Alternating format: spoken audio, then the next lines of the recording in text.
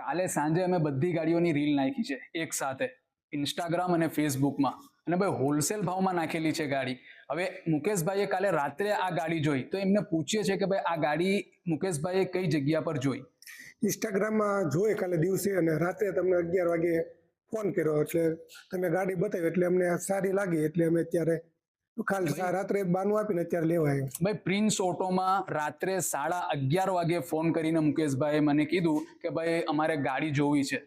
એ ત્યારે લેવા નહીં આવેલા, ખાલી જોવા આવેલા, તો પણ પ્રિન્સ ઓટોમાં સર્વિસ એટલી સારી છે ને કે રાત્રે 11 વાગે પણ મુકેશભાઈને હું ગાડી બતાવવા આવ્યો. મુકેશભાઈએ રાત્રે ગાડી જોઈ ને ગાડી એમને બહુ સારી લાગી. ભાઈ રાત્રે જ મુકેશભાઈએ મને ટોકન આપી દીધું કે રિજવાનભાઈ આ તમને ટોકન, સવારે આવીને ગાડી લઈ જઈશું. ભાઈ સવારે 11:30-12 વાગે મુકેશભાઈ આવ્યા, ગાડી જોઈ, પરચેસ કરી, ફૂલ પેમેન્ટ કર્યું, નામ ટ્રાન્સફર અને ઇન્સ્યોરન્સ ને બધું એ ભાઈને અમે જેવું કીધેલું હતું રીલમાં કે ભાઈ નામ ટ્રાન્સફર ને ઇન્સ્યોરન્સ અમે આપીશું, તો ભાઈ અમે એમને આપ્યું છે. તો એમને પૂછી અમારી સર્વિસ કેવી લાગી?